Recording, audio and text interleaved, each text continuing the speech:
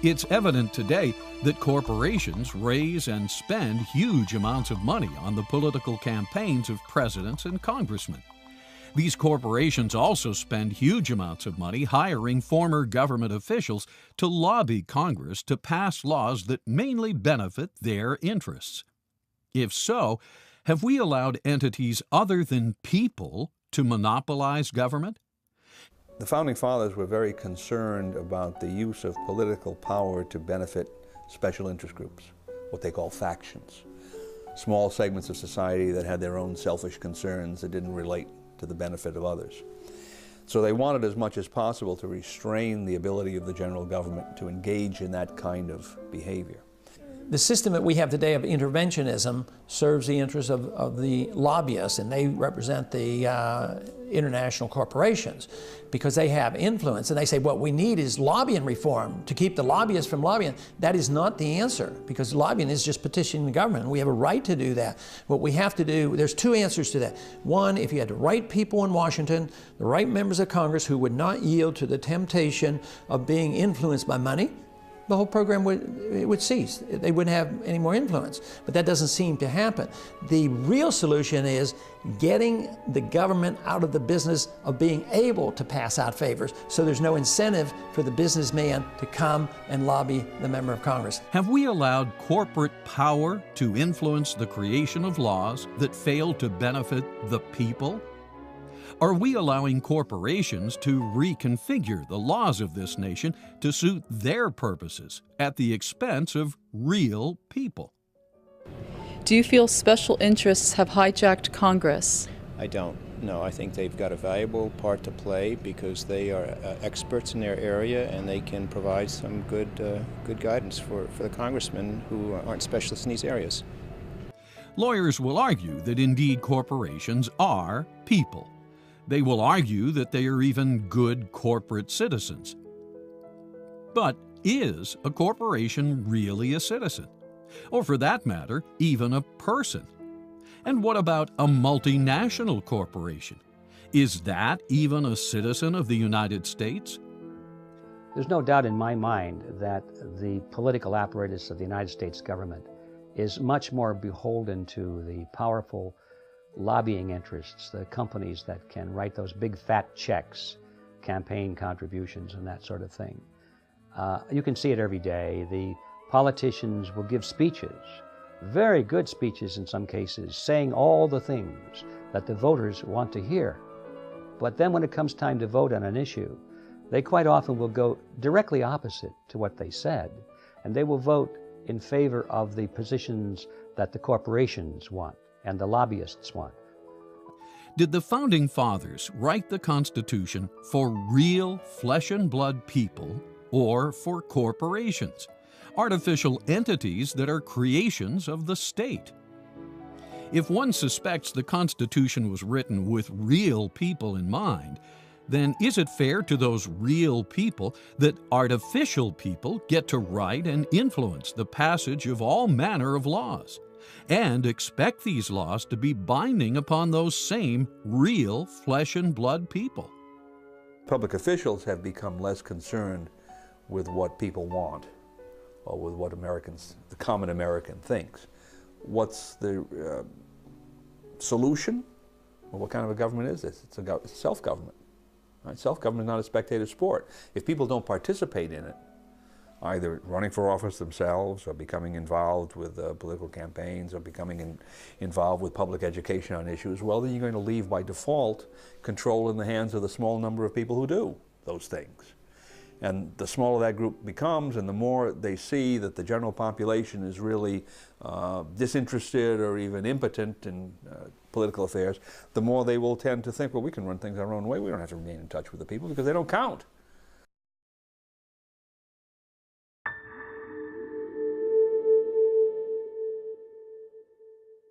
Just as Marxism called for workers of the world to unite, a different totalitarian ideology calls for corporations of the world to unite. Not only unite with each other, consolidation, but unite with governments, with states. Thus, when corporations unite with the state, it is known as fascism. Fascism develops when the state initiates the merger of corporate power with state power, as what happened in Nazi Germany and Mussolini's Italy. The key words being merge and power.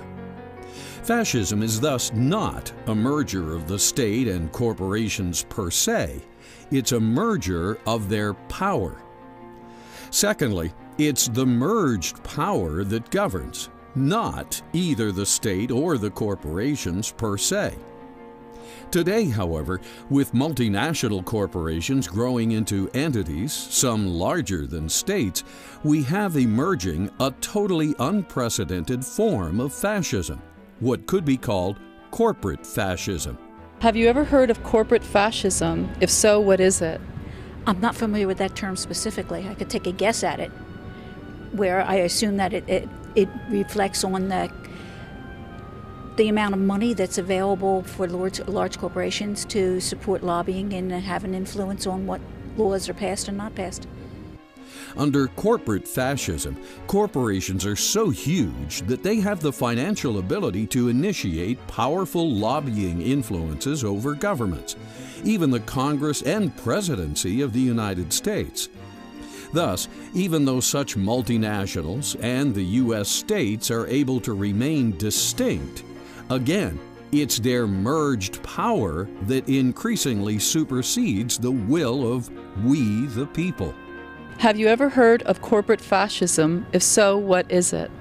I've read about it on CNN. I don't know if I can actually define it. If I had to say, corporate fascism is probably just greed, corporate greed, and just hypocrisy.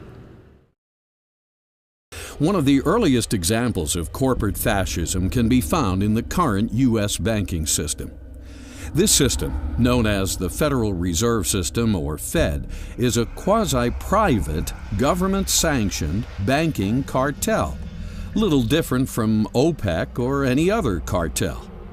Just as OPEC dictates the amount and price of oil, the Federal Reserve dictates the amount and price of money. Federal Reserve, in its very nature, is contrary to a free market. The Federal Reserve is not only regulating, but it's manipulating the marketplace against the will of the people who are conducting the marketplace.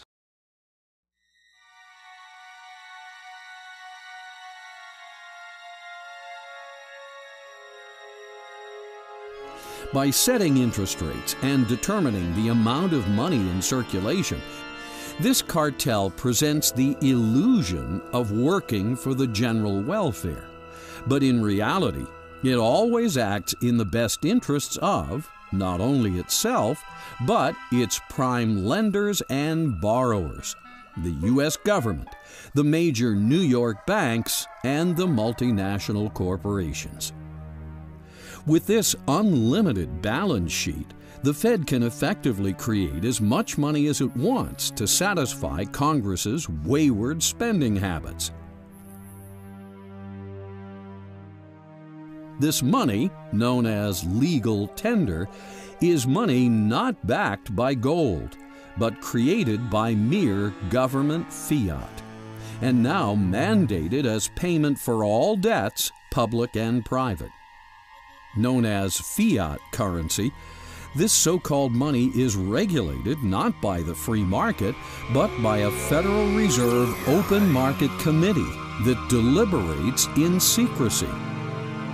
It is the Federal Reserve System that is at the heart of endless bailouts and the too-big-to-fail syndrome, a system that creates endless amounts of money, that fuels wars and the fascist globalist agenda by basically two mechanisms: monetizing debt and fractional reserve.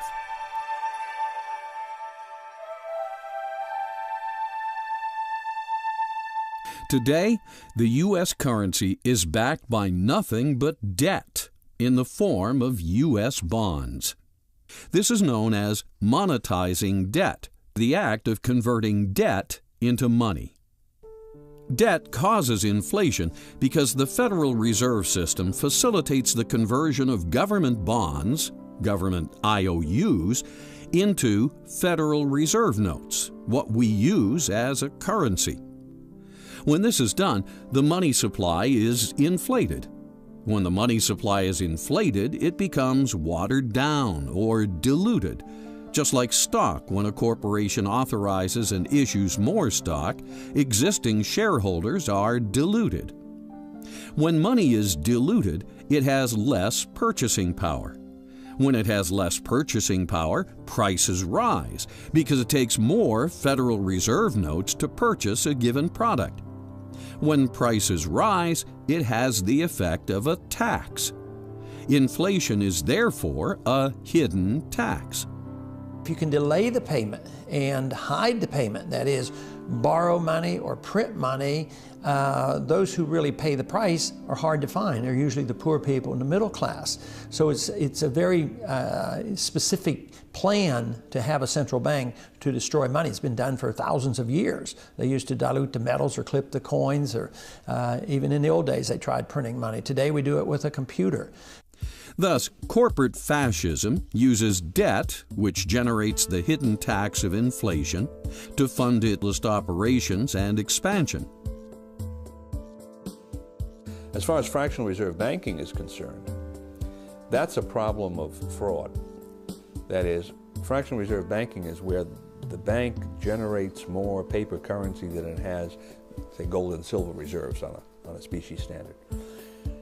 And it can really generate as much paper currency as the market is willing to bear, as long as the market has some credence that the bank will pay.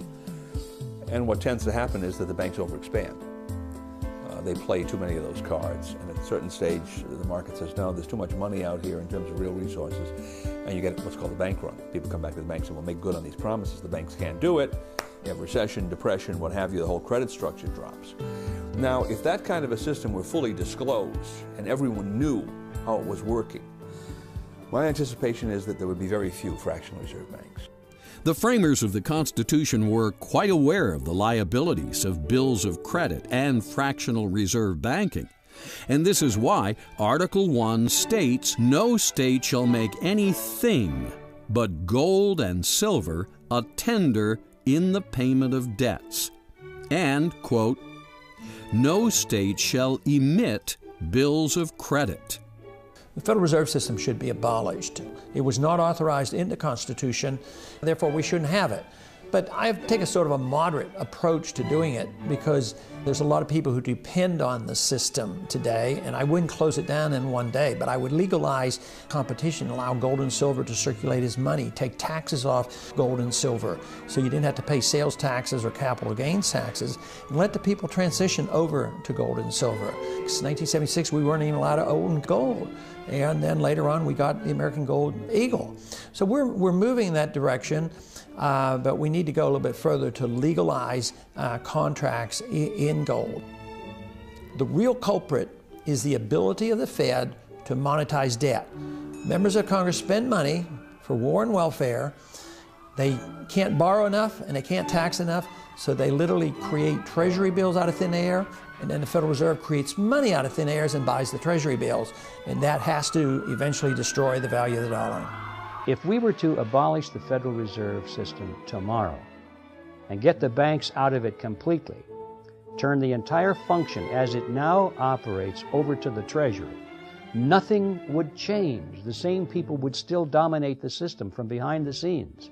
So this question of ownership receives too much attention, because where that idea goes is that, well, if we can just find out who owns these banks, and if we don't like who they are, then we can support a move to abolish the Federal Reserve and turn that system over to the Treasury, exactly as it's now operating. So the focus should not be on who owns the banks, but on what the banks are doing.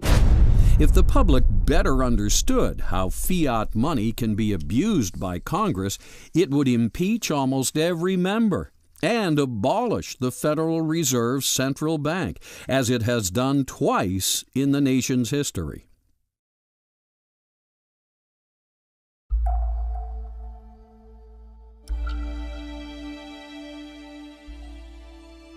General is the problem. What did the Founding Fathers intend when they wrote those words? General welfare has been debated since the Constitution itself. The founders knew that Rome, and every society since the beginning of time, had poor, sick, and unfortunates, and many of these societies tried to help.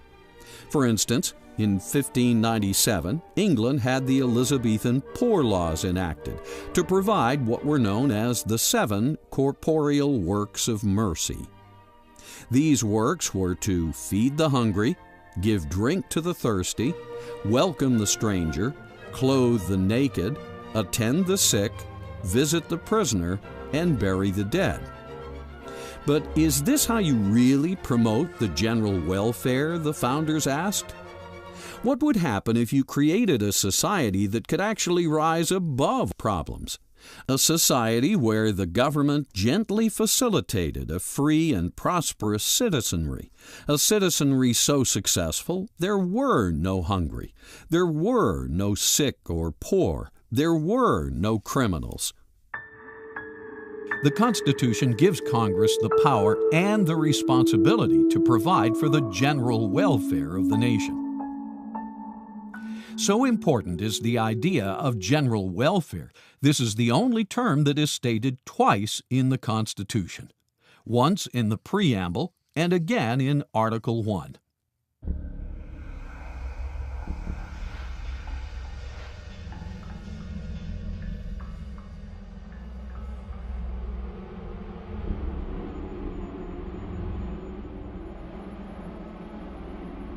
Well, the Constitution was written to limit the size and scope of government. It was to recognize that government was there to protect our liberties. Over 25,000 laws are enacted every year, many by congressmen that have been bought and paid for by multinational corporations, all non-people entities. I hereby declare this to be an unlawful assembly. If you remain in this immediate vicinity, you will be in violation of the Pennsylvania Crimes Code, no matter what your purpose is. What comes to mind is big corporations that put their view of the world out there for everyone, take over small businesses, take over choices that people might have, different kinds of products where everything becomes much more generic and just based on cost as opposed to quality and workmanship. Because term limits have not been established for the Congress, most congressmen have been able to stay in office for decades. Again, this is the Supreme Court. States were enacting and imposed term limits on their members of Congress in something like half the American states, and the Supreme Court overthrew it and took the right away from the states to impose term limits on their own members of Congress. And what did Congress do? They said, that's fine with us, because we'll stay in power. It seems the more a congressman is entrenched, the more he is able to build a social network, a network of cronies. Clearly, good relationships with fellow congressmen serve many productive purposes, but such a network can also be abused. After all, it's much easier to minimize the risks of vote swapping, a form of collusion, amongst cronies. It's much easier to justify corporate campaign contributions, a form of bribery, amongst cronies. And it's much easier to get away with earmarks, a form of fraud, amongst cronies. Thus, an entrenched Congress, especially one cast into only 2 major political parties, would seem to be in the perfect position to imperceptibly usurp power from the people and place it into the hands of the corporate fascists that have hijacked Congress. The right place to look for a solution to the problem of corrupt politicians is at the voter and their perception of who they're voting for and what the political principles of their candidates are. You can bet collusion, bribery, and fraud are not practices the founders envisioned for a more perfect union. So unless I have this view that I need to participate in this system as a self-governing citizen to maintain the integrity of the system, the system will eventually be dominated from the top down by the people who can actually make something from gaming it, as the expression goes. So this is the Founding Fathers' point. It depends upon having a virtuous citizenry that is willing to shoulder the burdens of maintaining a self-governmental structure. Again, general welfare includes everyone, especially the vast majority of average citizens who fall within the middle of the social spectrum. In statistical terms, the average, or mean, is represented at the top, or crest, of what's known as a bell-shaped curve. It's the middle of the bell-shaped curve. So it's fair to say that the original intent of the Constitution is to define a government that serves the general population, the middle of the bell-shaped curve, now known as the middle class. Do you sense a dwindling middle class or a wealth disparity? Well, I think things are changing right now. I think the last 8 years have been increasing wealth disparity, but I think some of the excesses of those days may be over. The terms spreading the wealth, redistribution, and wealth disparity are meaningless in an America that truly responds to the original intent of the Constitution. Many have commented that we now have a monstrous tax system, a system that taxes its citizens far more than citizens of the Boston Tea Party era. If 2 to 3% taxation justified a revolution in 1776, why doesn't 50% and growing justify a revolution? If a few little excise taxes on pieces of paper and tea justified open lawlessness from these rebels that we're all celebrating, why don't the myriad of incomprehensible, unavoidable, crushing taxes, state, local, and federal, why don't they justify a revolution today?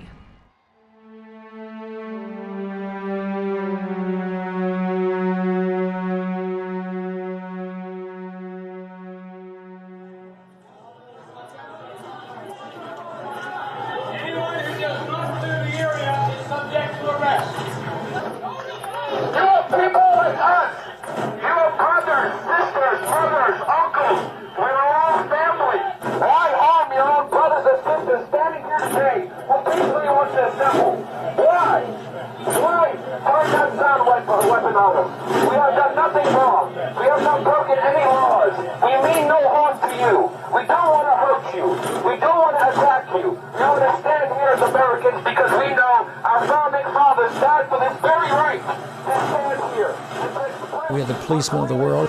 So instead of a government now that occupies so many other countries, and we have 700 bases overseas, that wouldn't happen if we had the proper size government.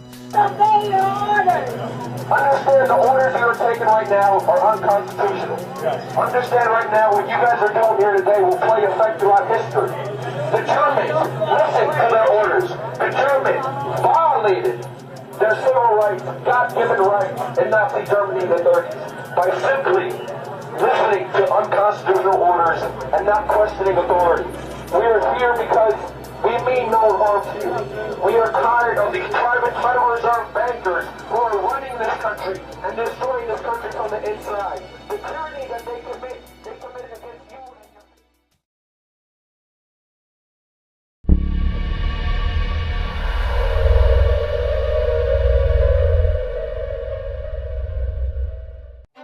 Given the events of the day, it's easy to see we have wandered from the original intent of the Founding Fathers.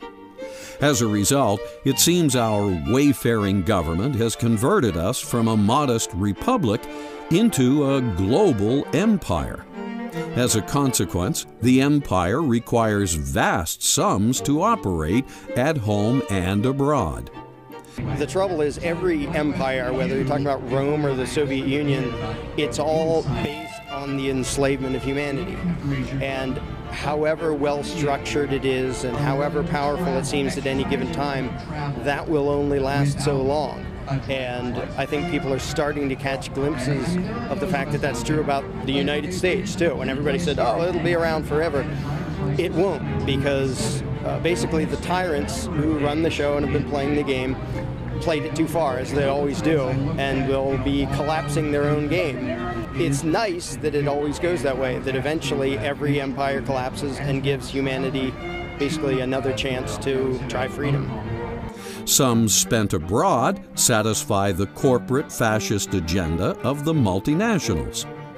Is it thus any wonder the national debt is now well over $10 trillion? How can we do this? Do you feel the federal government has grown too big? No, I do not. I feel that it's probably not big enough given the problems that we have right now. I think it should probably be bigger. Ben Franklin might have answered this question by saying that Americans are too good-hearted. As a result, we have been overly generous to the poor and overly accommodating to the rich. All the while, we have failed to provide for the engine that keeps America strong, the middle class, those neither rich or poor. Do you feel the federal government has grown too big? Yes, I do, and I think it's continuing to get too big. National debt is too high. And of course, we were paying it down until things took a U-turn somewhere about 8 years ago. We are spending almost $500 billion a year on the military, more than the combined spending of the next 25 nations. I think we do spend too much on the military, but not enough on social programs. We spend 4% of our gross national product on national defense, and we're committed to defend half of the world. You can't do that. We are facing imperial overstretch. That's what happened to the British Empire, and 10 years of war showed that the British Empire was overstretched, and it collapsed totally. Eisenhower was dead right about the military-industrial complex. What more can you say than that? Just look around you, and there you see it everywhere. As earlier discussed, lobbyists that flow money to keep certain congressmen in power have configured our laws in such a way they now benefit multinational corporations more than they benefit we the people. These used to be American companies. There were great names, famous names, Boeing, General Motors, Ford, Chrysler, GE, and others, and they're still great companies. But they're no longer strictly American companies. They're global companies. And what they want to do is produce at the cheapest price they possibly can. And where are they going to get the cheapest workers? They're going to get them in Latin America, in Mexico, in the Far East, and in China. So what these multinational companies are now doing is they are transferring their plants and their factories and their technology over where production is cheapest and maintaining completely free access to the consumers in the United States. What the transnational companies profit from is basically by getting rid of their American workers, but keeping their American consumers. And in this sense, they no longer have any kind of a loyalty to the community where they were raised, or to the states, or to the country.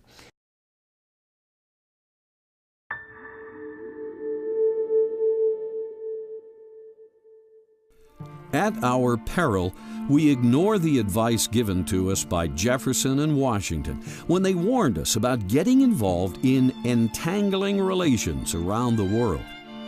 We are giving billions away in foreign aid to governments that are involved in conflicts. And when we do this, it involves us in their conflicts. President Washington said, "We can trust to temporary alliances in times of necessity." Between 1778, when we had our alliance with France, which lapsed in 1800, and 1949, the United States never entered an alliance with any other country.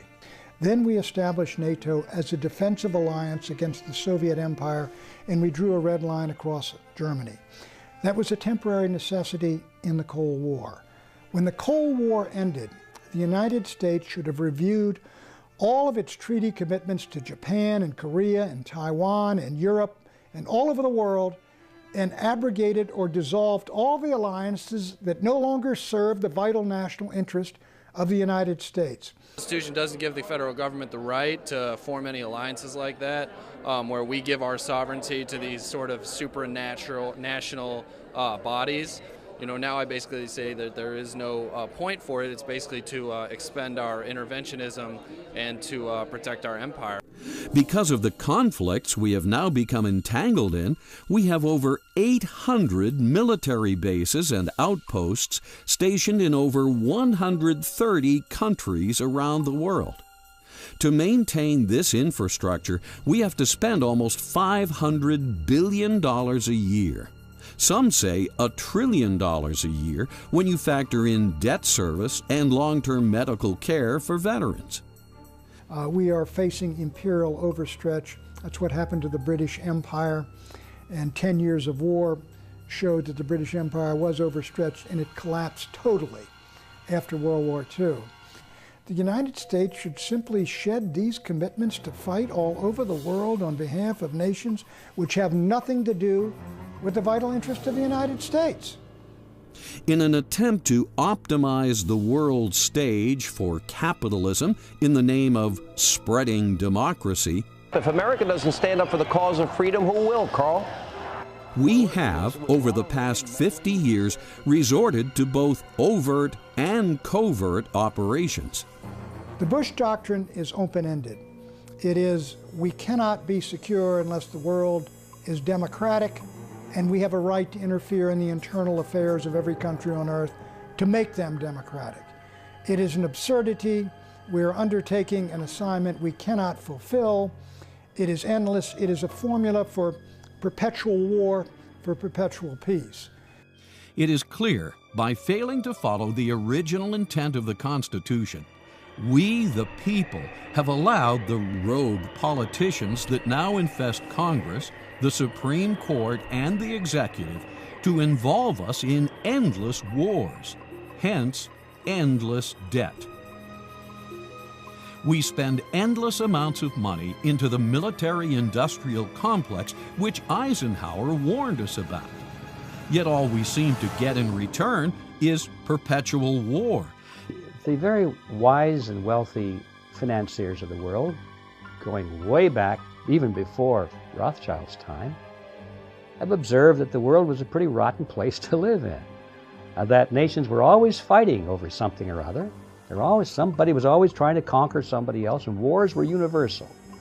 Too bad about that, but that's the way it is. So we found out, that we bankers, that if we loan money to them, that we get paid back. They don't question what the interest rate is because they're fighting a war. And if they can win the war, they can just plunder the victim and pay us whatever we want out of the plunder. It doesn't cost them anything, really. Then the issue comes up, well, what happens if one of these nations decides not to pay us? The answer is very simple. If they refuse to pay us back, we'll finance an opposing nation or a revolutionary group somewhere else to become an enemy of that nation and attack it and destroy it, invade it.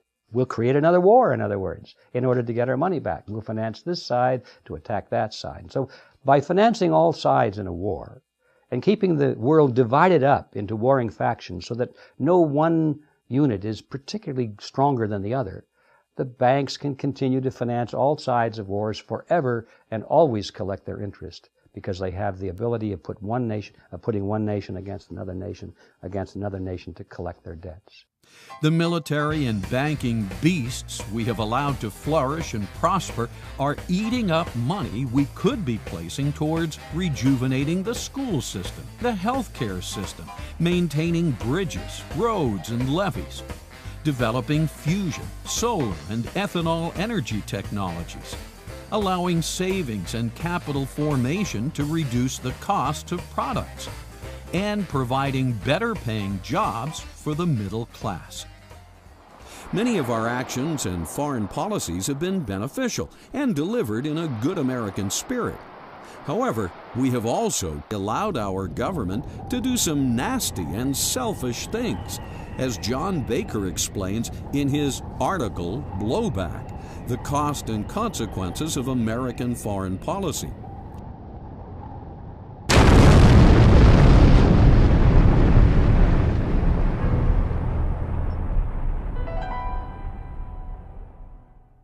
Blowback is a term whereby you take an action abroad, such as we overthrew the Mossadegh in 1953 in Iran, and blowback came when the Shah we installed was overthrown in 1979 by nationalistic forces, and we got a worse situation than we had. We have, in the past, supported questionable rulers, rulers that have turned against us, such as Saddam Hussein and Osama bin Laden. The IMF World Bank, which is heavily funded by fiat money created by the U.S. Federal Reserve System, lends money to subprime borrowers in third world nations. And then, when they inevitably default on their loans, the U.S., through corporate agents, forces concessions known as structured settlements on such countries. Concessions include granting the U.S. sweetheart deals on natural resources, such as oil, profit participation in their public utilities, certain voting patterns at the UN, land for yet more U.S. military bases, and free access to canals, such as the Panama Canal. When countries don't play ball with the U.S. empire, the empire strikes back. We send in the military, as was the case with Iraq.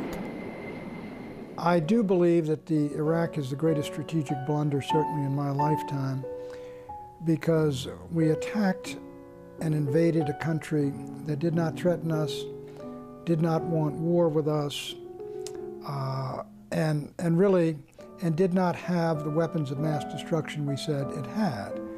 It was an utterly unnecessary war. It has cost 4,000 American dead, 33,000 wounded, $600–700 billion on the way to trillions of dollars.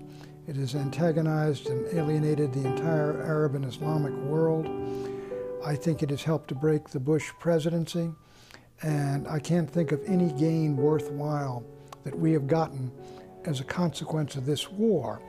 This war could be the beginning of the end of the United States as a superpower and as the lone superpower on Earth. I have to say that most wars in our modern age, in my view, are unjust because they're being fought over reasons which are not honestly stated. They're being fought over hidden agendas. But we must keep in mind that there is a theoretical basis for a just defensive war. And in a defensive war, if somebody's trying to attack us and take over our country, truly do, not something that our political leaders have created this myth about, but really is truly happening, then we would gain by winning that war. Because if we didn't win it, we would lose our freedom. The mere fact that we are involved in so many unethical and entangling relationships the world over makes it inevitable that we will cause severe antagonism and perpetual war. Such antagonism has precipitated blowback in the form of attacks on our embassies, ships, and buildings. September 11, 2001 was the most dramatic example. 9/11 was indeed blowback for massive American intervention in the Middle East, supporting Saudi Arabia, putting our troops in there, the Iraq War, and aiding the overthrow of the Afghans. In effect, it came back to bite us. The 9/11 terrorists were over here because we are over there. By projecting our military to secure oil in Iraq and Saudi Arabia, rather than securing the blessings of liberty, we are causing conflict that is destroying domestic tranquility. Oh, it's easy to blame it all on the Democrats or the Republicans or even the Islamic radicals. But as Harry Truman said, the buck stops here. The buck stops with we the people, and how well we self-govern pursuant to the U.S. Constitution. In short, by allowing our elected officials to receive campaign contributions from corporate entities, all non-people, We are causing all these bad things to happen because such elected officials cannot possibly be true to both the U.S. Constitution and the fascist agenda of globalization. Governments, including our own, will always seek excuses to expand, and war is one of the primary tools a government uses to expand its power. World War I, did that provide a net gain? It destroyed one of the most stable international structures the world had seen throughout history. It brought about the Bolshevik Revolution, it brought about the Nazi Revolution, it brought about World War Depression, it brought about World War II. We'd say certainly it was not a net gain that came out of World War I. It's hard to see the net gain really that came out of World War II. Hitler was defeated, and you ended up with Stalin with more power than Hitler ever had. The Japanese were defeated, you end up with Mao Zedong in control of China. War is the health of the state, according to author Randolph Bourne. It's up to we the people to maintain our health by keeping our government under good control. We the people ordained and established the Constitution of the United States of America in order to ensure domestic tranquility, promote the general welfare, and secure the blessings of liberty to ourselves and our posterity. The United States is the greatest nation on earth. We have coexisted with monarchies, with despotisms, with dictatorships. We have been the most secure nation on earth, and we maintain our security by maintaining strong, powerful military forces to defend and protect us, and the will to fight in our vital national interests, and letting the world know that, and staying out of wars that are none of our business. That's how we survived in the 20th century as the one great power to enter the 20th century that left it still a great power.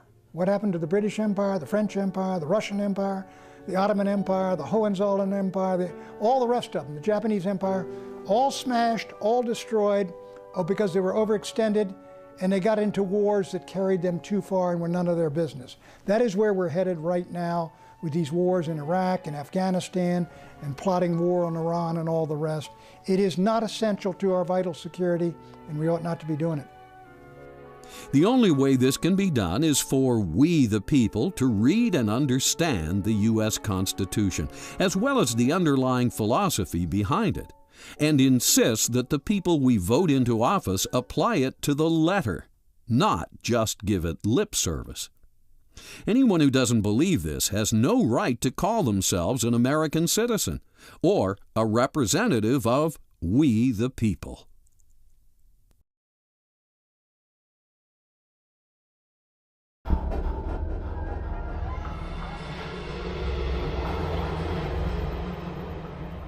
There are a lot of factors connected with our drift away from constitutional principles.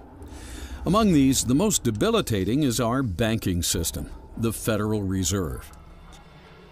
Even though the Fed was created by an act of Congress in 1913, its operation and relationship with the U.S. government is amorphous, if not completely nebulous to the public. Some claim this is by design, for the Fed conveniently operates as a close partner when Congress needs to borrow yet more money, but an independent agency when it's convenient to insulate itself from political fallout or its part in precipitating recessions. Thus, in 1913, Congress delegated its duty to manage the money supply to a bunch of elite New York bankers who formed a banking cartel now known as the Federal Reserve System. When the Federal Reserve System was planned in 1910, it was done so without the full knowledge and consent of the people. Born in secrecy on an island off the coast of Georgia, elite bankers of the time sought to establish a central bank that would mimic European banks and ultimately give them complete control over the nation's money. The Federal Reserve is technically owned by the member banks, so we know who owns the Federal Reserve, the member banks. But who owns the member banks is very difficult, if not impossible, to find out. Because the member banks are not registered with any government agency. They're not corporations. They have the basic structure of a partnership or something very private. It may even be something unique, but it's not on the public record. And the owners or the partners of these banks are not about to let it be known. Now, it's true that you can buy stock in Chase Manhattan and all that sort of thing. You can buy stock in the Bank of America, and as a stockholder you're listed. But the true control and ownership is not on the public record. And it's easy to hide that. You can use street names, you can use Swiss accounts, you can have corporations holding stock for other corporations which are holding stock for other corporations and that sort of thing. In general, it's possible to completely conceal the controlling interest of the banks from the public. From 1913 to 1971, the elite Federal Reserve bankers managed to slowly decouple the nation's currency from the gold and silver backing required by the Constitution. In 1971, the Fed cartel finally got Richard M. Nixon to disconnect the last vestiges of gold from money on the pretense that the British and French were redeeming too many of their Federal Reserve notes for gold, something people and countries are supposed to do when Congress and bankers print up too many Federal Reserve notes. But when you went off the gold standard, finally, when we cut it loose in 1971, when I was in Nixon's White House, and the reason we went off the gold standard totally, was that all these dollars that we had poured out in the United States had gone abroad, and the British were coming in with our dollars demanding gold at $35 an ounce or $42 an ounce. They would have cleaned us out. So Nixon shut the gold window. Now that the bond between gold and paper money has finally been broken, over the period of 1913 to 1971, the elite bankers print up as much fiat currency as Congress demands for all manner of welfare and warfare purposes. Of course, anybody who likes big government, whether it's for the welfare state or for warfare, do not like the restraints of a gold standard, because then governments would have to pay for everything. They'd have to tax the people. And if the people were taxed today for all the welfare and all the warfare, all of it would end. The relationship between fiat money and wars is direct and immediate. Wars at the scale that we know them in the modern world would simply not be possible, and they would not happen if it weren't possible for the nations who are waging those wars to raise the money from their population through the hidden tax called inflation. Inflation is caused by the Federal Reserve System through fiat money, the creation of money out of nothing. So, if it were not for fiat money, most of the wars that we've known in recent times simply would not have been fought on either side. Ultimately, all the money that is used to stimulate, rescue, or bail out corporate entities that are too big to fail comes from the Federal Reserve System's power to create money out of thin air, also known as monetized debt, as more fully covered in the movie Fiat Empire. The 2008 Bear Stearns, Fannie Mae, Freddie Mac, AIG, and $700 billion Wall Street bailout, root cause fiat money, not subprime lending, as Treasury Secretary Paulson claimed, are only the most recent examples.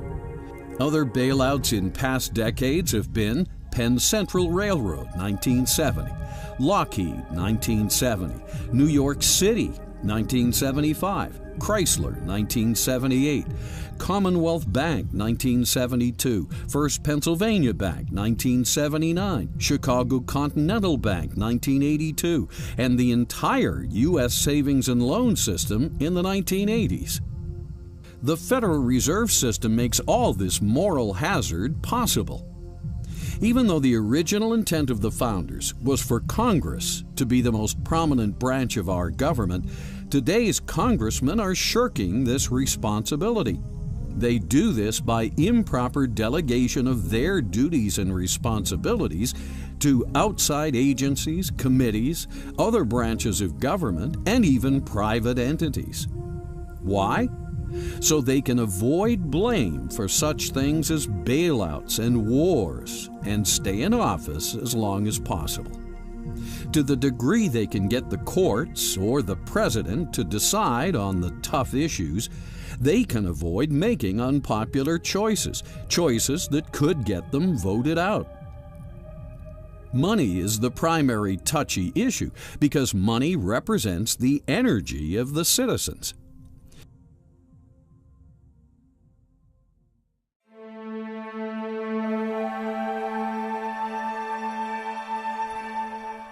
Yes, people are very concerned about their wages, credit, stocks, and money.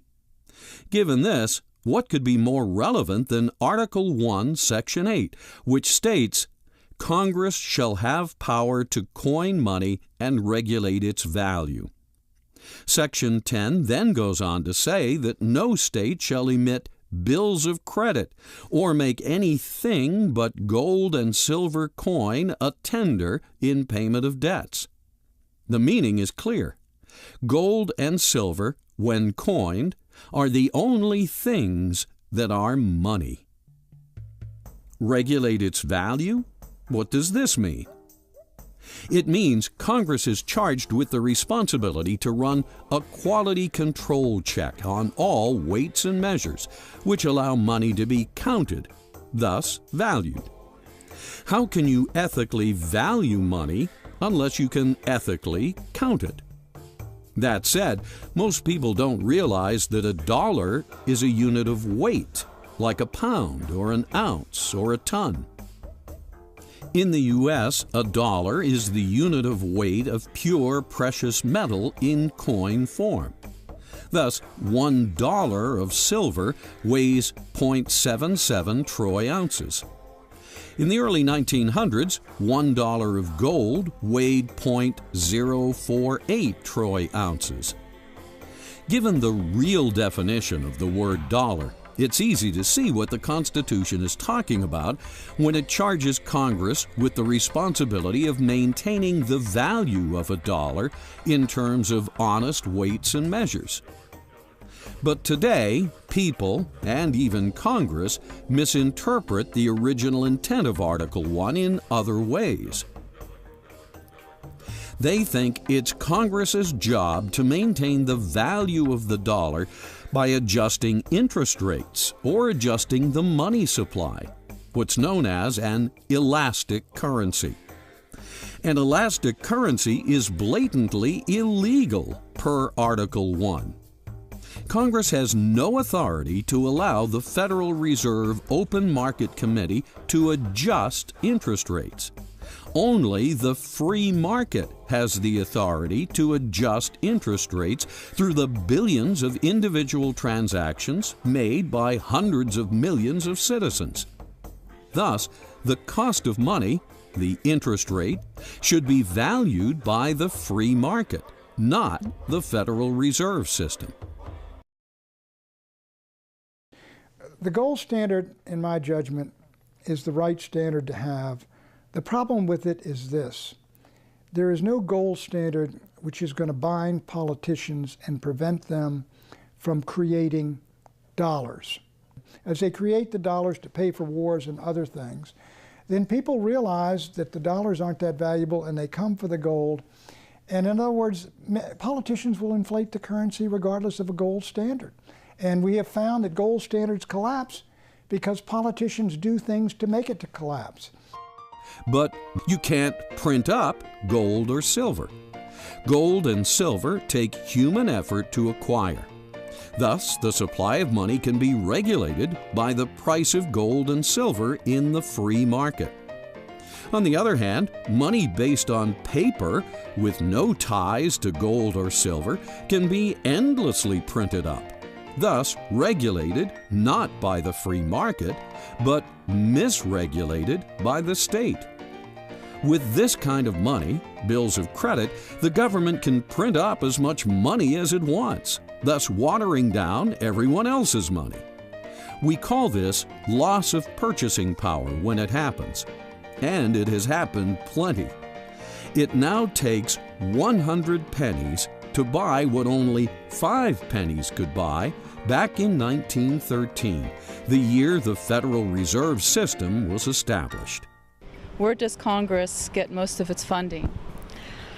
I would like to say from us, but I'm sure they have foreign investors that they also get their money from. They print it. And can you elaborate on that? They have no funding. They have no money. It's all puff and mirrors. They have no money. It's all an illusion. There's not much in back of it. The dollar has just gone down precipitously, much faster now. So the dollar of 1913 probably is worth about 3 cents today. And even today it's going down rapidly. So as the dollar lost its backing, slowly but steadily between 1913 and 1971, government did grow. But since 1971, all you have to do is look at the total obligations of the government financially, the debt that has been accumulated, the powers accrued to the government, and they keep growing. Ironic that Alan Greenspan, before he was co-opted as chairman of the banking cartel, wrote, quote, "In the absence of a gold standard, there is no way to protect savings from confiscation through inflation. There is no safe store of value," end quote. Today, judging from his book, The Age of Turbulence, Alan Greenspan seems to believe in free markets for every product, service, and commodity, except for the one commodity that's most universal: the cost of money. That is, interest rates. Whereas the free market should regulate everyone else, only the Open Market Committee at the Federal Reserve should regulate the cost and amount of money. And this regulated money should be forced on American citizens. You should have free market principles apply not only within the marketplace of cars and gadgets and widgets and whatever else, so that the good will survive, so that people can do good and do better, so that the best will, so competition can produce a healthy environment where people keep improving their product, but you should have the free market within banking.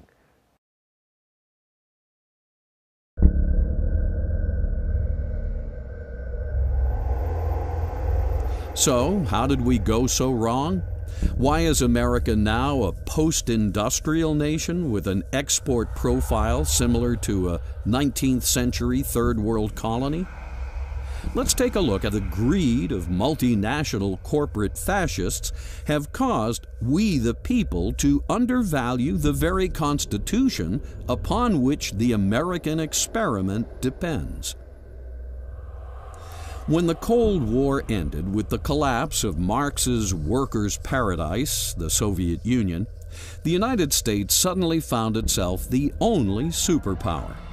At the beginning of the 20th century, there were about 5 great empires: the British Empire, the French Empire, the German Empire, the Austro-Hungarian Empire, and the Russian Empire. And you might add the Ottoman, and 2 great nations, Japan and the United States. And Japan became an empire. The end of the First World War saw the collapse of the Russian Empire, the German Empire, the Austro-Hungarian Empire, the Ottoman Empire. Collapsed in the rise of Hitler and Stalin and Mussolini and Lenin. And the Second World War brought the collapse of the British Empire and the French Empire and all the lesser empires, the Portuguese and the Dutch and the Belgian. All reduced to dust because all dissipated their blood and treasure in perpetual wars. Wars are the killers of empires. And the United States survived as the greatest country in the world for a single simple reason. We were the last great power to enter both world wars after most of the bloodshed had been done. American soldiers did not arrive in France in great numbers in the battles until the spring and summer of 1918, 6 months before the war ended. We went into Normandy 11 months before the end of a war, which was a 6-year war for the British. So the United States stayed out of the great wars until most of the bloodletting, or an awful lot of the bloodletting, was done. And we came in at the end sort of like Fortinbras at the end of Hamlet. The original intent of the U.S. founders was clear and effective. Stay out of wars. Don't squander the Republic's blood and treasure.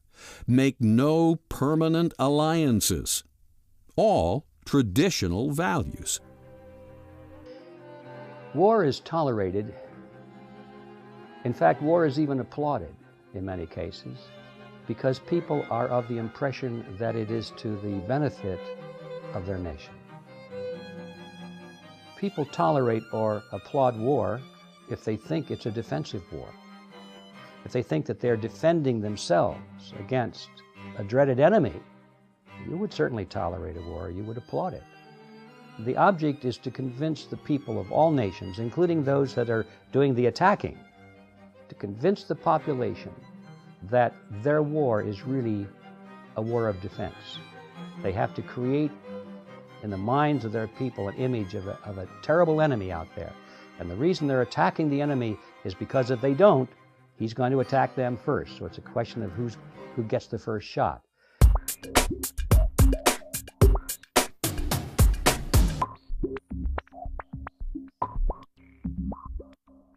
From the ratification of the Constitution to World War I, Hamilton's vision guided the nation. What is Hamilton's vision? What Hamilton was saying was a nation's political independence is dependent upon its economic independence. Washington shared this vision with Hamilton because what they wanted to do was wean the Republic off a reliance on foreign trade so Americans would never again be drawn into wars of the old continent. The only way to do this, Hamilton reasoned, was to erect protective tariffs, a price of admission for foreign countries to have access to American markets. The word protection is in virtually every Republican platform from 1884 to 1948. And the protectionist period in American history, which can fairly be called from about 1860 to 1928, was the most productive in the history of the United States or of the world.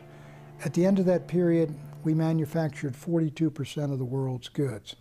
The purpose for these tariffs was to stimulate our own people to build factories and finance a strong central government, which, at the time, was needed. A strategic goal enabling the people of the U.S. to be able to cut bonds of dependency upon foreign nations and create bonds of commerce amongst themselves. Further, when a nation puts a tariff on foreign goods coming into the country, it is more able to cut taxes on goods produced inside the country. But today, this is known as protectionism, a dirty word with the corporate fascists behind monopoly capitalism, media consolidation, and non-citizen multinationals that have purchased Congress. I believe a trade policy should be crafted to protect the sovereignty of the nation, the economic independence of the nation, and the standard of living of the American worker. Our present trade laws are designed to protect the freedom of transnational corporations to abandon their country, to desert their workers, and to go abroad in search of the highest immediate profits at the expense of the community and the nation that nurtured them.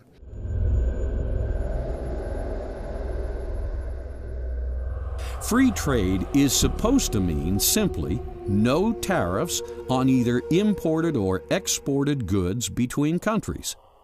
A tariff is another word for a tax. By using the word free, the corporate elite makes free trade seem good. After all, anything that's free is good, right? While Americans buy over 45% of China's exports, China buys less than 3% of our exports. The corporate fascists pushing globalization call this free trade. But is this fair trade? Let's take a closer look at the implications of this term, free trade, and see how high U.S. corporate taxes European VAT tax rebates and World Trade Organization rules conspire to make trade between the U.S. and the rest of the world anything but free. The European Union is gaming the system against the United States. For example, when we had corporate tax rates which are relatively equal, that would be a fair trade situation. Europe has cut its tax rates, average tax rates, corporations down to 24%. Ours are 40%. That gives them an advantage. How do they make up the money? They impose value-added tax on American imports of 15% coming into Europe and rebate the tax to European corporations exporting to the United States. This has the effect of a Smoot-Hawley tariff against the United States of America. And it is the reason why we run annual massive trade deficits with Europe. But that's not even the worst damage the corporate fascists' so-called free trade has caused. In 1993, a massive free trade bill was ushered through Congress. This trade bill was known as NAFTA, short for North American Free Trade Agreement. What happens when you set up a free trade zone, as Hamilton set up in the United States, with the 13 states all becoming one common market, what happens is that a central government has to rise above it to enforce the laws and regulations. Hamilton set that up, and what rose out of that was the mighty American government. When the Europeans had the European Union, they made it initially a common market, a free trade zone. Gradually, this enormous government rose up of the European Union that now sits in Brussels, which is becoming a continental-wide government, and the states are losing their sovereignty and independence. If you have a global economy, then you're going to need some kind of political organization to manage and control it and enforce its rules. The beginnings of the world government already exist in the World Trade Organization, the UN, the IMF, the World Bank, the new International Environmental Authority, Kyoto. All of these things are the embryonic institutions of a world government. There definitely is a plan to consolidate the United States, Mexico, and Canada. It's more than a plan. The beginning stages already are well underway. Whether that's a good thing or a bad thing depends on the type of government that will be created. If we had the type of constitutional republic that we were given by our forefathers, if that were in place today, and if that were the concept of the kind of a government that we were going to use in the merger of Canada and Mexico with the United States, I think it would have a lot to be said for it. I would probably be in favor of it. But that is not what's happening today. What is happening today is the merger of these three countries into a collectivist super-regional government. By collectivist, I mean it will be totalitarian in nature. There will be very little room for individual rights. It'll all be dictated from the top, and it'll be practically a model of what we're now seeing happen in Europe and the European Union. The North American Union is absolutely being built. We know about the NAFTA superhighways. We know about the trade agreements that are being set up. We've seen a similar model already with the EU. So yeah, I think it's pretty clear. 15 years later, the results of NAFTA are in. Heroin, marijuana, and illegal immigrants are pouring in over the U.S.-Mexican border. More than 1 million jobs, once performed in the U.S., are now performed by Mexican workers at maquiladora plants. Among the major entities that championed NAFTA were the Council on Foreign Relations, the U.S. Chamber of Commerce, the Wall Street Journal, the Washington Post, the Heritage Foundation, the Brookings Institute, the New Republic, and the National Review. Among those who joined in opposing NAFTA were the following: Ross Perot, Pat Buchanan, Ralph Nader, the AFL-CIO, and the American people. Nevertheless, NAFTA passed. Did Congress care what the American people wanted? Obviously not. Behind this are basically an international elites, many of whom would like to get control of the wealth and the power of the United States and transfer the decision-making authority for that to transnational governments and global governments, and taking that power and authority away from the American people. You have people in the United States who are anxious to merge this country with Mexico and Canada in sort of a North American Union, and then merge that with the European Union. And above that, who runs that? Just as the elites in Brussels and in Strasbourg are running the European Union, so you would have a global elite running the world economy, and the United States would simply be part of this enormously productive North American province of the global economy and of the world government. There are groups, many of them I think, that are seeking to establish a new world order, a world government based on the model of collectivism. You can imagine who these people would be. The ones who control others benefit from a totalitarian system. In other words, politicians like collectivism, because collectivism puts ever-increasing power into their hands. Bankers like collectivism because it gives the banks the power to create money with state sanction and state support, to create money out of nothing, and that gives control over human beings. All of these people work together instinctively, even though they may have separate individual or professional goals. They do work together and support each other toward this ultimate aim of a new world order, is how they like to describe it, which is a totalitarian system based on the model of collectivism. Indeed, free trade is not free at all. It's the serial killer of the American economy and the Trojan horse of world government. It's the primrose path to the loss of economic independence and national sovereignty the founders warned us about. Free trade is a bright, shining lie made possible by fascists of greedy multinationals. By failing to follow the Constitution, Americans have allowed multinational corporations to further their fascist agenda of globalization.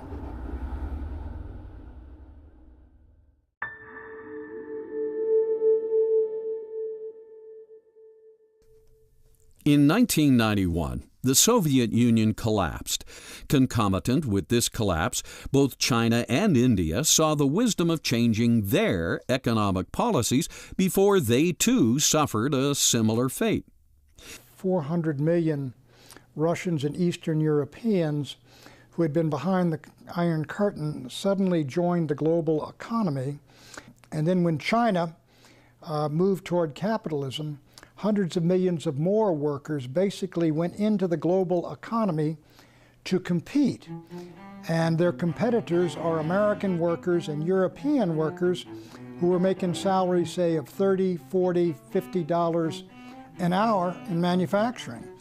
And these hardworking people who are quite willing to work for less, they became an enormously attractive labor market for American industries and American factories, which have been moving to China and to Mexico and to third world countries to take advantage of low-wage labor, very little laws and regulations, low taxes, and by so doing, what's happened is the great manufacturing base of the United States has been exported. Greed-driven Benedict Arnold CEOs were unable to resist the opportunity to fire American workers and exploit people who would work for wages 5 to 20 times less. Thus was born what we now call globalization, the profit-motivated act of exploiting slave labor workforces to produce cheap and unsafe products that can be sold to American consumers until they overextend themselves on credit card and home equity debt. In short, globalization is the daily business of the fascist multinational corporation in its psychopathic pursuit of stockholder value at the expense of human value. And the winners are the owners of the American corporations whose profits are soaring, and the shareholders, And the losers are first world workers, in particular American workers, who are seeing their wages arrested and their wages fall and their jobs going overseas in the millions for the last 30 years. If one day I encounter a lady who just bought a toy from Walmart, I'll say, "Respectable customer, respectable Walmart customer, do you know why you can buy such a cheap toy from Walmart? That's because we workers work all day, every day and night."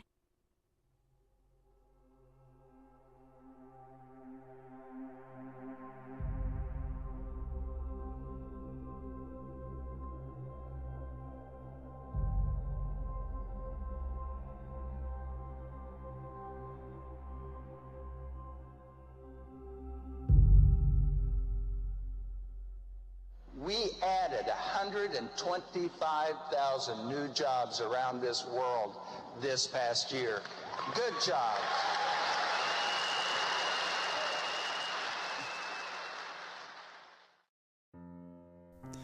In the 1960s, American companies, not multinational corporations, produced 96% of all that Americans consumed. Now, a fourth of America's steel is foreign-made, a third of its cars, half of its machine tools, 2/3 of its clothes, and almost all of its shoes, radios, telephones, TVs, cameras, VCRs, and bicycles.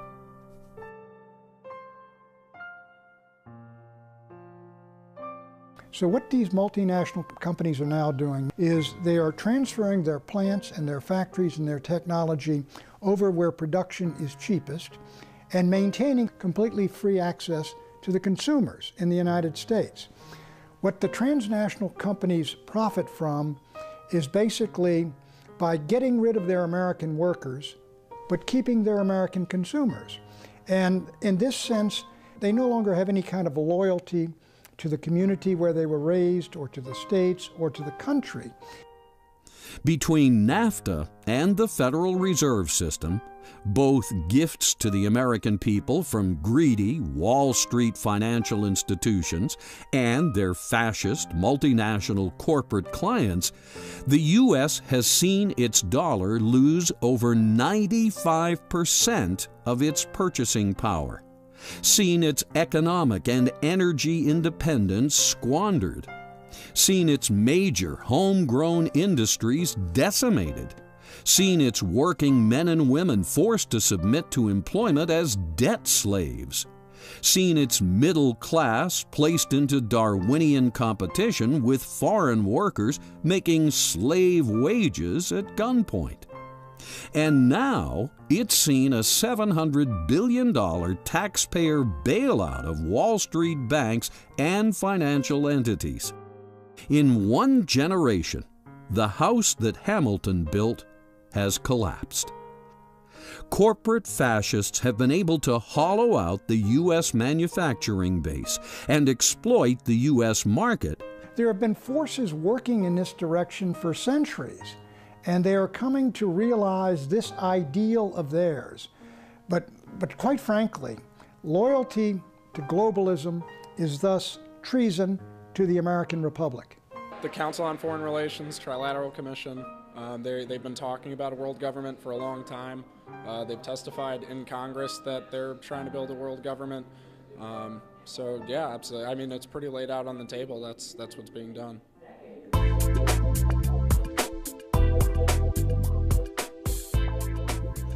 The corporate fascists, having similar totalitarian goals, often work together to destroy free market capitalism and the republic the founders built.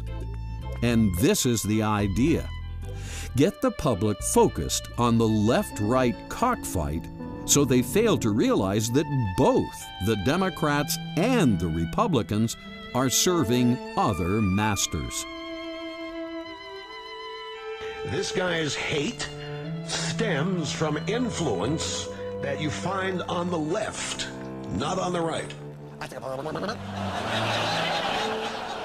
This This man was a mentally ill lone wolf, leftist-inspired feminazi? I would strongly argue that the true political spectrum is nothing that it's generally perceived, because of course you have this crazy system where the very left wing is communism and the very right wing is fascism. But those two things are virtually the same. There's a tyranny of corporations and there's a tyranny of the state.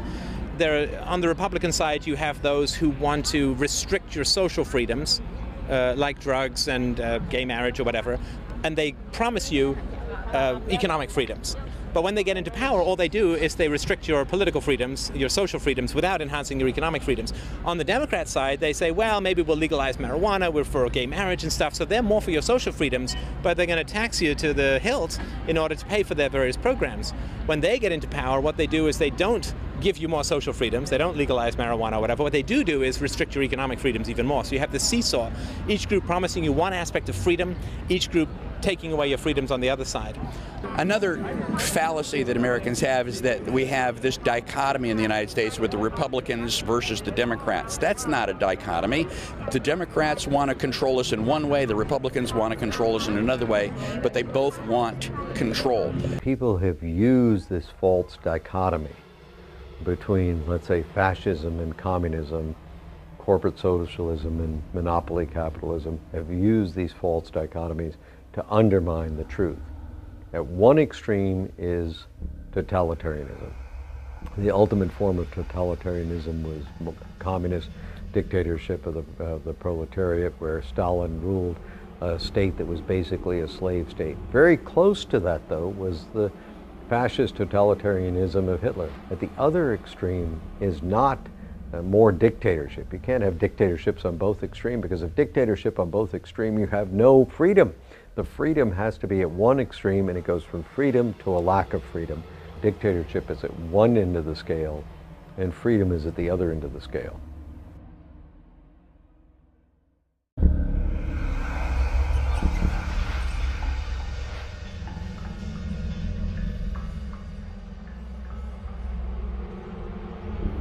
Unfortunately, negative influences far worse than left and right have crept in.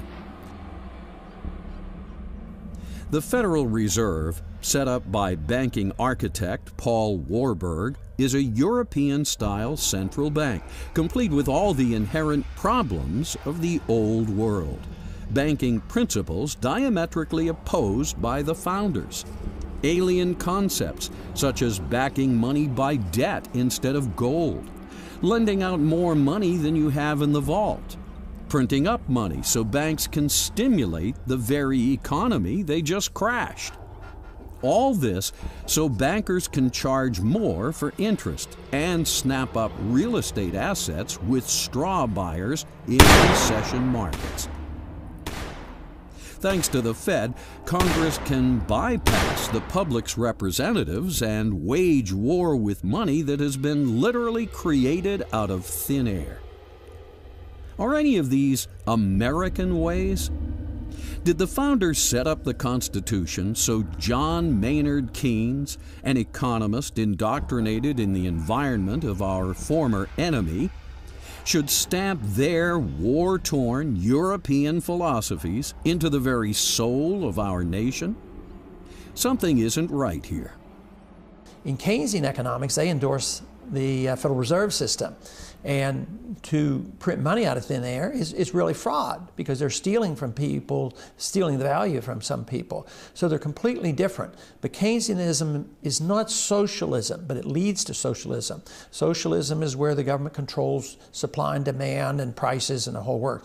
But Keynesianism allows the market to function to a degree with a lot of intervention, a lot of regulations, a lot of taxes, a lot of planning, and a lot of inflation.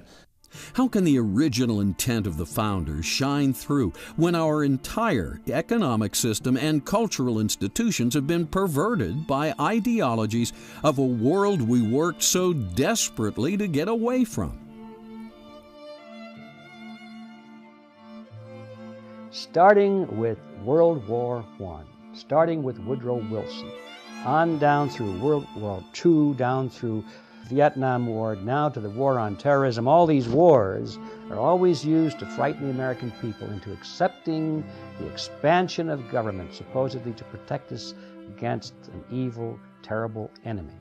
The actual expansion came about through the Supreme Court adding some words to the Commerce Clause. They said Congress has the power to regulate commerce or whatever affects commerce.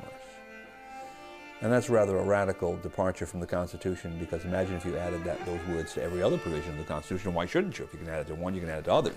You have essentially unlimited government. Well, what that has done is it has given Congress the power to control not only all true commercial activities, but all sorts of things that are entirely local that are related to commercial activity. So, for instance, you had the gun-free schools law. Based upon what theory? Well, a gun goes through commerce and eventually ends up in somebody's hands. And there he's within 1,000 feet of a school, 100 feet of a school, whatever the distance is. And so Congress can regulate his possession at that point in time. Well, his possession at that point in time is not a commercial transaction by any stretch of the imagination. How can Congress regulate it? Well, because this implement that he's holding in his hand at one time moved through commerce. Well, of course, if you follow that theory out, they can control every aspect of your life. How much cornflakes do you eat in the morning? Well, you eat one bowl. Maybe you should only eat half a bowl of cornflakes. Can there be a statute telling you how many cornflakes to eat in the morning? Sure, because where did those cornflakes come from? Well, they came from Battle Creek, Michigan. The Supreme Court has perverted the Constitution, making decisions that used to be made democratically at the local level. The Congress has the power in the Constitution, Article 3, Section 2, to circumscribe the jurisdiction of the Supreme Court and say, stay out of that area. That is our area, that is the state's area. You are not to get into that. Judges don't decide these issues, people do. After the formation of the Fed and selling the public on the New Deal, it wasn't long before Congress realized it had both the ability and the philosophical justification to print up endless amounts of elastic currency, what we call fiat money. It also wasn't long before Congress realized it needed more and more money in order to build a military machine it could use to spread democracy to the world, as Bush II might say. The Federal Reserve, when it came in, aggravated all the worst problems of the economy. It's aggravated and caused the Great Depression. It's aggravated and caused the last depression, and it will continue to cause more depression. Before the Federal Reserve, every economic system has ups and downs, but they corrected themselves much more quickly, and they corrected themselves because people had the freedom to shift their attention, to be able to create solutions to the problem, and to be able to exercise their God-given wisdom and intelligence to be able to do business with each other. Ever wonder why congressmen were so eager to sacrifice tariffs for NAFTA's free trade? It's because tariffs don't amount to much when Congress can print up all the fiat money it wants through the Federal Reserve System. Yes, monetizing endless fiat money was the answer opinion leader economist John Maynard Keynes suggested to Roosevelt in his 1933 open letter. John Maynard Keynes. I lay overwhelming emphasis on the increase of national purchasing power resulting from governmental expenditure, which is financed by loans and is not merely a transfer through taxation from existing incomes. Nothing else counts in comparison with this. By these words, Keynes, the most prominent economist of the time, laid out the philosophic rationale for endless government borrowing and endless government spending of fiat money. Roosevelt bit. And now we're addicted. We're addicted to the programs, and even the banking system is addicted to ever increasing the money supply and artificially manipulating interest rates low. And on the short run, it does seem to help. Just recently, the Fed pumped in $200 billion and the stock market loved it. But in time, when everybody knows they created $200 billion of new money, the value of the dollar goes down, which has happened since then. Keynes knew exactly what he was doing. You can go back to a gold standard, say, of $1,000 an ounce. But what do you do if they keep spending and spending and borrowing and borrowing? people suddenly realize that these dollars aren't really worth that much gold, and they will demand the gold. Sounds to me, given the state of affairs we're in today, well over $10 trillion in debt, immersed in perpetual wars, fascist multinationals dominating Congress, that we have allowed serious corruption to seep into the American experiment. We may think we won our independence from Europe, defeated communism and Nazi fascism. But did we? We have traveled the road to totalitarianism almost to the very end. Austrian free market economics is really the answer, and that's the system that we should be following. And more or less, even though it was not known at the time our country was founded, it was more or less classical economics and classical liberalism that was very close to what the Austrians teach today. Tragic that wine-drinking, pot-smoking, angle-challenged baby boomers would so recklessly thwart the wisdom of the Founding Fathers by allowing their banking system and economy to be so influenced by European financial philosophies. Philosophies that over the past century have created a living hell of endless wars and empires, as we have seen. The intent of the founders was to establish a nation that was different from the ways of Europe. And they did. The United States is different. Not only that, it's the greatest nation that has ever existed.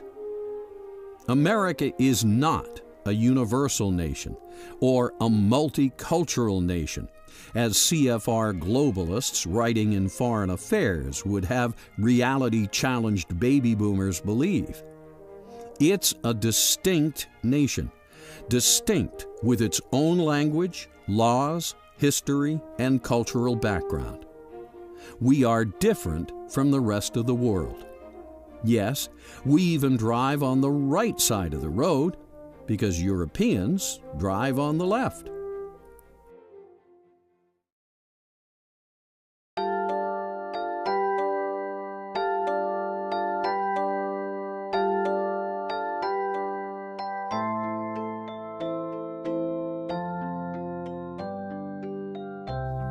Americans and reality-challenged baby boomers need to wake up and smell the Constitution. The famous quote from Franklin was that after he left the Constitutional Convention, he says, "We've given you a republic if you can keep it." And obviously we haven't done a very good job. I think if people want to live in a democracy or a republic such as ours, then they're more than free to do so, and we should lead by example, not by force. Citizens need to get familiar with the original intent of the founders and realize that the forces of corporate fascism have been raping and pillaging the United States for decades.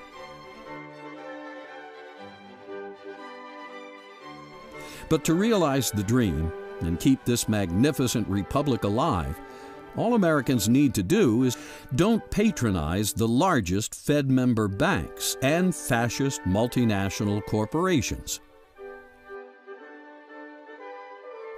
Connect up with the original intent of the founders and get active applying the U.S. Constitution. Americans and history-challenged baby boomers should understand what it means to be a self-governing nation.